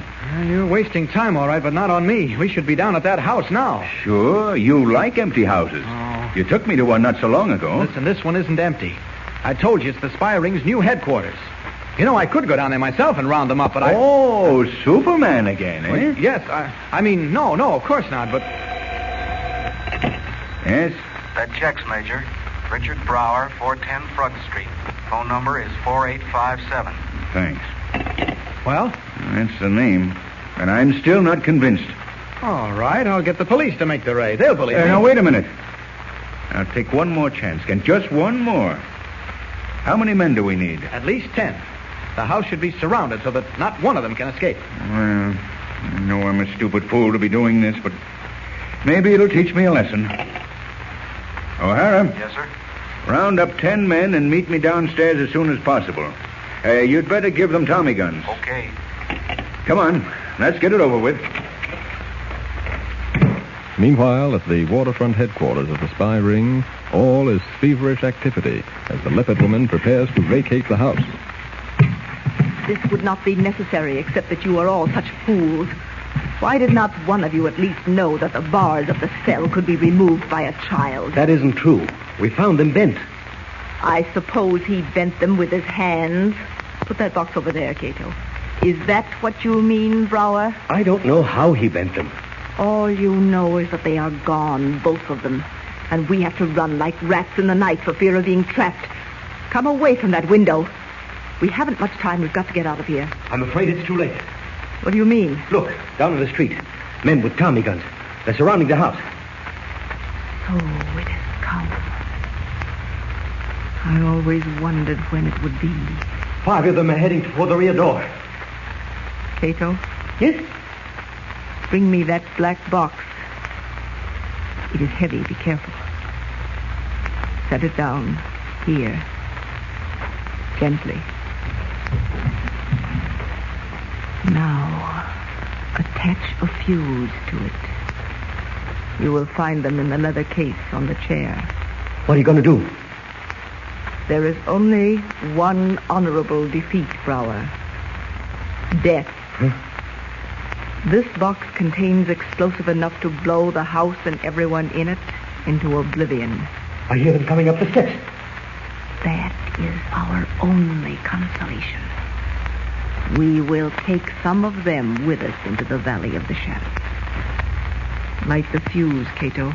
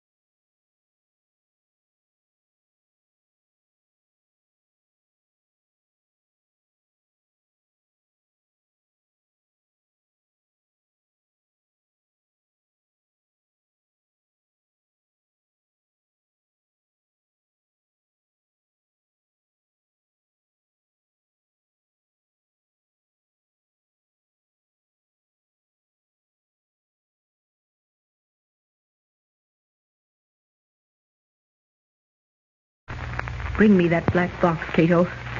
Be careful. It's heavy. What are you going to do? There is only one honorable defeat, Brower. Death. Set the box down here, Cato. Gently. Now attach a fuse to it. You will find them in the leather case on the chair. What's in that black box? Enough powerful explosive, Brower, to blow this house and everyone in it into oblivion. They're coming up the steps. That is our one consolation. We will take some of them with us into the Valley of the Shadows. Light the fuse, Cato. Wait a minute. Pull that fuse out. They must never take us alive, Brower. Pull it out, I said. There. Why did you do that? There's no escape. Yes, there is. You said the house was surrounded, that they carried Tommy guns. There's still a way out. Open up in there. Don't answer. Can't you see there's no escape, Brower? If they capture us, it'll be disastrous to the cause. There is far more honor in death. You can have the honor. I want to live. Open up. We blow the lock. You can't get away. Now what, Brower? How can you answer them? I'll answer him. Go ahead and blow the lock. We're ready for you. That'll stop him for a while. Long enough to get out of this trap. How? The rear of the house faces the water of the harbor, doesn't it? Yes. We can get to the roof through the skylight, can't we? Yes.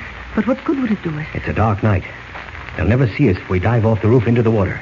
Dive 2 stories into water that may be shallow? I'd rather do that than sit in jail for the rest of my life or be blown to pieces. We're giving you one last chance to open up. Come on. We've got to work fast. Cato, you and the rest will follow us. Wait a minute. That won't work. They'll have to stay behind. Their splashing in the water will attract attention. Don't be a fool, Brower. Do you think for one moment... It is correct. I will replace the fuse in the black box and accomplish all that was planned. But, Cato, you mean... It is a sacrifice for which we shall be well paid in the glory of our ancestors. Not so? You speak with great courage, Cato. Come on. We have much time. Farewell, Cato. Farewell, and may good fortune be with you. Leaving Cato and the other members of the spy ring to perish in the impending explosion, Brower and the leopard woman climb through the skylight to the roof. Meanwhile, at the door, Major Campbell is preparing to blow the lock with a pistol. All right. Let me have your gun, O'Hara. Stand back, Kent. One shot should do it. Wait a minute, Major. I hear something. What? Sounds like the sputtering of a fuse. That's what it is. We'd better get out of here. Hurry. But Kent... Don't argue. They're setting a bomb off. This house will go sky high. Hurry. Kent! Where are you? Kent! O'Hara, did he go outside? I didn't see him, but chances are he did. Well, see if you can find him, will you? Hurry up now. Good thing it's dark on this stairway. Made it easier to give Campbell a slip. Now to get back to that door, break in, and find out what's doing it. Sir, that's a fuse sputtering all right. This is beginning to look like a job for Superman. One good shove should finish the door. Here goes. Great Scott. A dozen chaps seated around a box of high explosive. I'm too late. It's going up.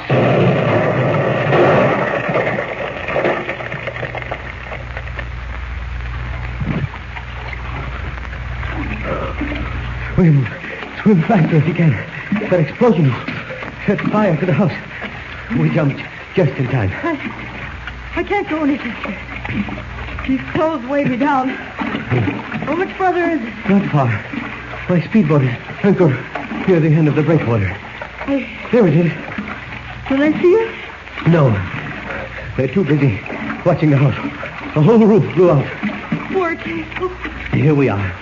Tread water until I climb in. Hold on to the gunwale. All right. Let me have your hand. Lift yourself up. I can't. As I pull. Now. A little more. That's it. Okay. It won't take long to get us started. And then across the harbor. Across the harbor? Yes. But... to get hold of a car that'll carry us to freedom.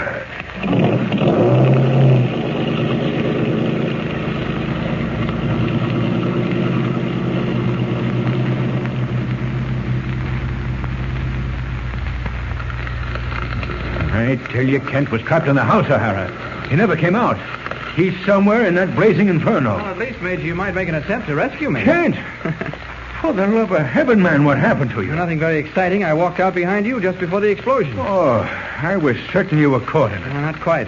But most of the Leopard Society was, I can assure you. What do you mean, most of them? Those who were in the house at the time. You won't know who until that fire burns itself out, and even then identification may be difficult. The fire department should be here any minute now. Call went in. Oh, incidentally, I want to apologize, Kent. You were 100% right this time. Oh, forget it, Major. Well, I've got to buzz my paper. After all, this is news, and I'm still a reporter. I'll be back.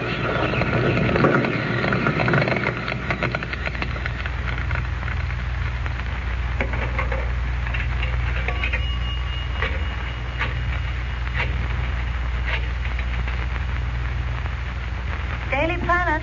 Carmody, editorial room. Clark Kent calling. One moment, Mr. Kent. Thank you. Hello? Carmody, Clark Kent. Oh, brother, are you in for it? Yeah, why? The chief's been stomping around here like a bull in a china shop. He has, huh? So far, you've been fired 9 times. Good. Tell him to make it an even dozen. Say, what's up, Kent? Got anything hot? Yes, sir. Red hot. A violent explosion and fire destroyed the front street hideout of an Oriental spy ring 10 minutes ago. The explosion was a suicide gesture on the part of the Japanese agents who made up the ring. Trapped by armed Secret Service operatives, they took the traditional Oriental way out, self-inflicted death. There is still no accurate count of how many perished. I'll get back to you later with more details, Carmody. Oh, wait a minute. Hold on. Here comes Major Campbell. He looks excited. Maybe he's got something new. Hold the wire. Kent, they got away. Who got away? The Leopard woman and Brower, I guess. How do you know? The police, they held up a car. Wait a minute. No sense holding on, Carmody. I'll get back to you. Okay. Now, just what happened, Major? I just spoke to one of the state troopers. Yeah? A man and a woman stopped a car on the highway just a few minutes ago, slugged the driver, and rode off. They were both dripping wet. And the woman answered the description of the Leopard woman. Well, now, we mustn't jump to conclusions, Major. If Brower and the Leopard woman were in the house, how could they have gotten out before the explosion? Your men were guarding all the doors. I know, Kent. Wait a minute. Did you say they were wet? That's what the state trooper said. Oh, that begins to make sense. We should have thought of that. Yeah, thought of what? The roof. The rear of that house faced the water. Brower and the Leopard woman might have jumped off the roof, landed in the water, and somehow reached shore. Come on, I want to talk to that state trooper.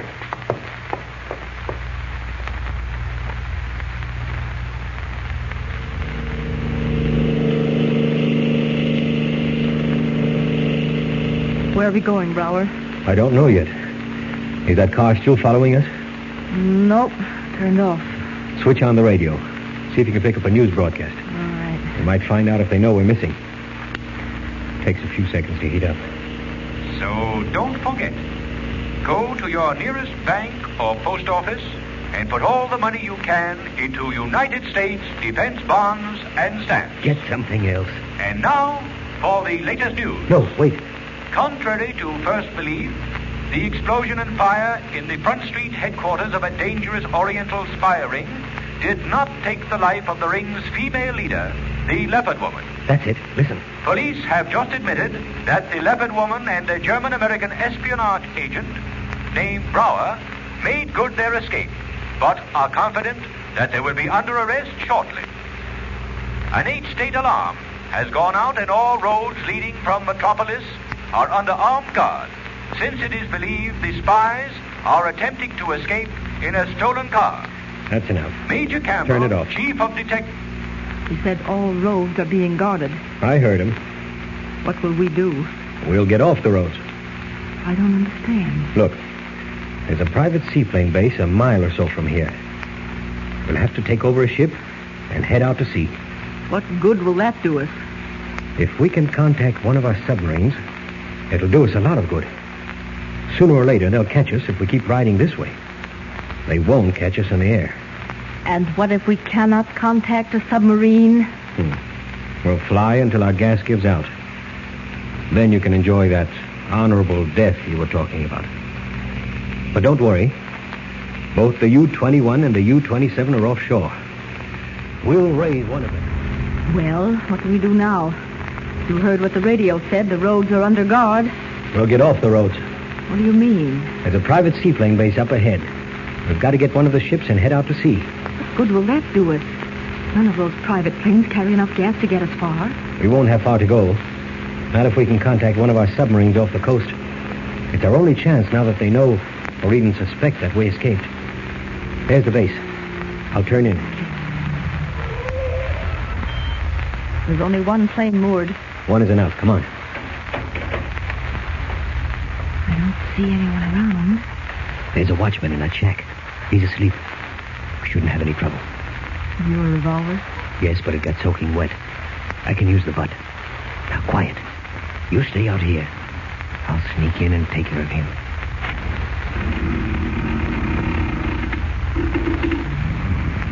He's dead to the world. This should be a cinch. Watch the road in case anyone stops or drives in. I will, but hurry. Okay. He won't wake up for a while. Yeah, he won't wake up. What about keys? We won't need them. I'll cross the ignition wires. Come on, we've got to row out to the plane. Wait a minute. Get down. There's a car coming. All right, come on. There's a rowboat tied to the dock. Any oars in it? Yes. We're running in luck. Hop in. Can you make it? I think so. All right? Yes. Sit in the back seat. I'll cast off. Well, so far, so good. Are you sure you can get the plane started? Positive. Won't be the first time I've crossed wires. Say, you can fly a seaplane, can't you? Why not? No different from any other plane, except for pontoons. Suppose it has no radio. That's the chance we're taking. Easy, easy. You're right on top of it. Pull in your right. Grab the mooring line. I've got it. Now, can you get aboard? I'll keep the boat close. Don't pull in. I won't. Open the cabin door. Now climb inside. I'll follow you. What about the boat? That's the least of our worries. Here I come. Okay, close the door. If you can get her started, we're all right. Don't worry about that. Now see if there's a flashlight in the tool compartment. Yes. Good. Shine it under the dashboard. There's a radio, isn't there? Yes. Yes, sending and receiving. Hold the light steady. Step on the starter. That's enough. Any trouble? No, I'll get it. Brower, What? a car just pulled in off the road. 2 men are walking toward the shack. Step on the starter. There she goes. The men are running down to the dock. Get set to give her the gun. I'll cut the mooring line. Okay, let her go.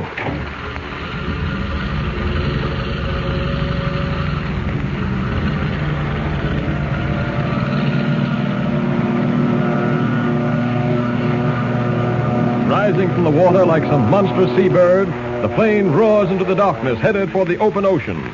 Meanwhile, back at the Metropolis office of the Secret Service, Clark Kent and Major Campbell await word of the Leopard woman's arrest. Kent, that woman is amazing. I can't bring myself to believe that she dove off that roof. It just doesn't seem possible. And by this time, you should realize that anything's possible. She took a desperate chance. Well, what good did it do her? She's bound to be picked up. Every road leading out of Metropolis is covered. They can't get through. I hope you're right, Major. She's led us quite a chase. I'd like nothing better than to see her behind bars. If you recall, she was behind bars once. Your brilliant little plan let her out. Now, let's not bring that up. Excuse me. Major Campbell speaking. Oh, yes? What? Oh, hold on a minute. Kent, jot this down as I give it to you. All right. Go ahead. Midtown Harbor Seaplane Base, Amphibian NX312. Yes, I've got that. What time was this? 5:30 a.m. Any description? I see. All right. Thanks a lot. Yes, I'll check on it. Well, this looks bad, Kent. What's it all about? A man and a woman slugged the watchman at the Midtown Harbor Seaplane Base at 5:30 this morning and stole an amphibian moored offshore. Stole it? A man and a woman? Yes. Does that mean anything to you? Might mean plenty. Who was that call? McCary at the State Police Barracks. Said 2 of his men drove in just as the plane took off. Found the watchman out cold. Kent, I don't like it. If that woman has slipped through again... Let's not jump to conclusions, Major. In the first place, what good would a seaplane do the Leopard woman? I don't know, but I'm willing to bet she's behind this. We know she and Brower escaped the explosion, stole a car on the state highway, and were headed out of the city. Wait a minute. The firemen found a shortwave sending set in the wreckage of that building, didn't they? Oh, yes. What's that got to do with it? Well, it proved our original suspicion was correct. That the Leopard woman was communicating with enemy submarines offshore. I still don't get the point. That seaplane. Was it radio equipped? McCary didn't say. What are you driving at, Kent? Simply this. If the Leopard woman and Brower did steal that plane, they're probably planning to contact a foreign sub, get aboard, and make a perfect getaway. Well, what are we going to do about it? Sit here and stare at one another? No, we've got to get to a shortwave listening post, a Coast Guard station. Maybe we can pick up the plane signal. Come on. Wait a minute. O'Hara, meet me downstairs with a car. Yes, right away. Come on, Major. I'm coming.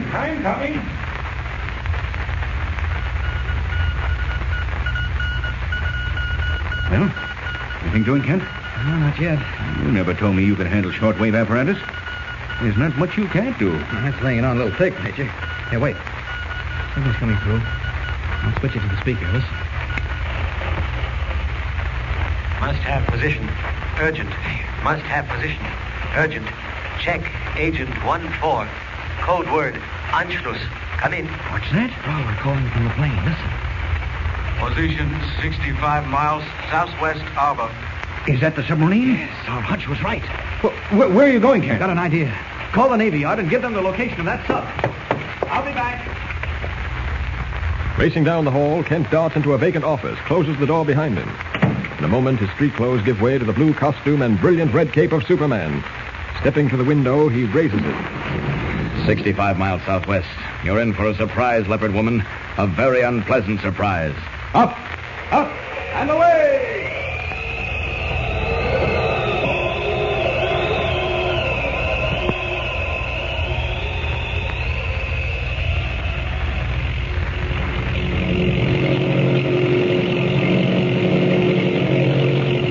I must compliment you, Brower. Everything worked out to perfection. It was better than being blown up? Yes, far better. We should be sighting the U-21 soon. Look for a periscope. Fortunately, the sea is calm. We should have no trouble landing. Before we set the plane adrift or sink it, I should like to send a final message to our friend, Mr. Kent. It would be amusing to... What's the matter? I don't know. Something's wrong. The controls don't respond. We're banking. No, it can't be. Look! face at the window. I saw it. It's gone now. What's happening? He's heading back toward land. Brower! Cut the motor. We're still moving. Faster than before. What's that wind? I can't believe it. It's insane. Brower, something is pushing us. Brower! Brower!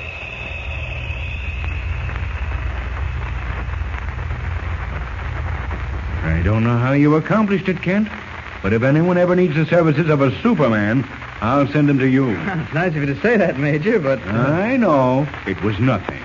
Nothing except that a stolen plane, piloted by one of the most dangerous foreign spies in the world, suddenly comes down on the beach in a perfect three-point landing, and when the Coast Guard men haul Brower and the Leopard woman out, they're so frightened they can't talk. That's nothing.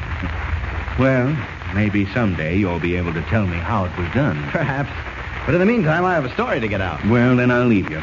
Oh, by the way, how's that youngster, the one who opened up all this spy business? Jimmy Olsen? Oh, he's fine. Mr. White, the editor, sent him to a Dude Ranch after he got out of the hospital. He's there now. Well, give him my regards if you see him. Sure thing. Bye. Bye, Kent. Now, to get to that story. Oh, now what? Hello. Yes, this is Clark Kent. Where? Rocky Point. Yes, I'll accept the call. Rocky Point, that's where Jimmy is. And what he wants. Yes? Yes, hello, Jimmy. How are you? What? I can't hear you, Jim. Trouble? What kind of trouble? Were you in the accident?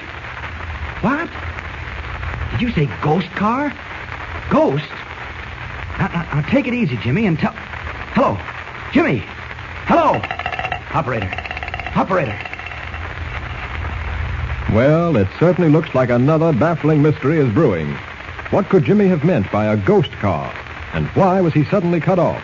Don't miss the next episode. It begins another thrilling adventure. Tune in and follow the story with the Superman.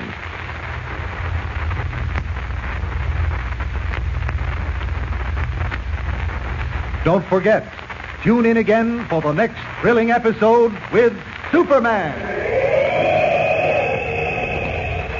Look, up in the sky. It's a bird. It's a plane. It's Superman. Superman is a copyrighted